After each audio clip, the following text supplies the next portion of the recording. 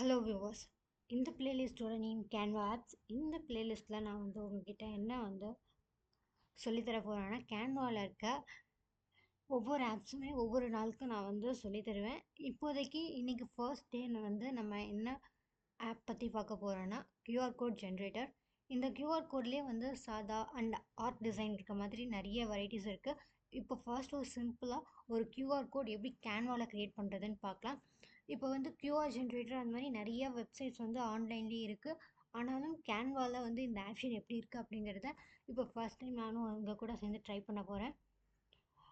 இப்போது apps open பண்ணிக்கலாம். அதில் ஃபர்ஸ்ட் எடுத்தோடனே இப்படி தான் இருக்கும்.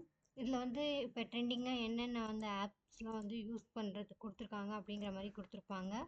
நெக்ஸ்ட் நீங்கள் இங்கே வந்தீங்கன்னா பாப்புலரில் ஃபர்ஸ்ட் எடுத்தோடனே QR கோட் இருக்கும். அதே மாதிரி ஹலோ QR அப்படின்ற மாதிரியும் இருக்கும்.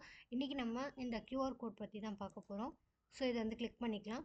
இதில் நம்ம ஒரு URL என்டர் பண்ணணும். அந்த என்டர் பண்ண URLக்கு ஏற்ற மாதிரி நமக்கு QR கோட் கிடைக்கும். நான் ஆல்ரெடி என்னோடய யூடியூப் சேனலோட லிங்க் காப்பி பண்ணியிருக்கேன்.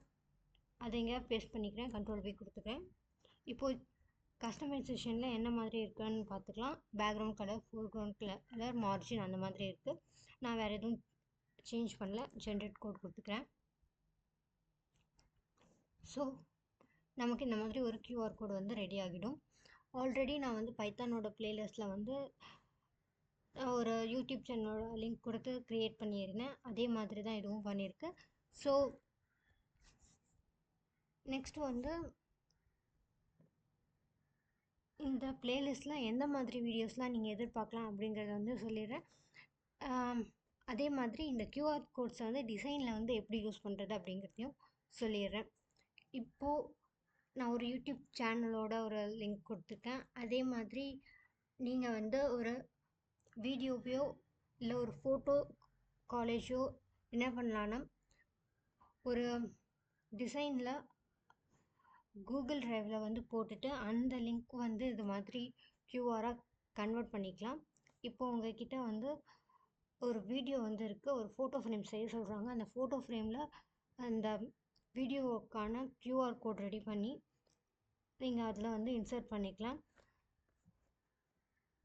இந்த QR கோடை டிசைனில் இன்னும் எப்படிலாம் யூஸ் பண்ணுறதுங்கிறது முன்னாடியே ஒரு வீடியோவில் பண்ணியிருக்கோன்னு நினைக்கிறேன். ஸோ நம்ம இந்த பிளேலிஸ்ட்டில் நெக்ஸ்ட் என்ன பார்க்கலான்னா, இந்த மாதிரியான எஃபெக்ட்ஸ்லாம் கேன்வாவில் எப்படி பண்ணுறது, இதுக்கெலாம் என்னென்ன ஆப்ஸ் இருக்குது அப்படிங்கிறது தான்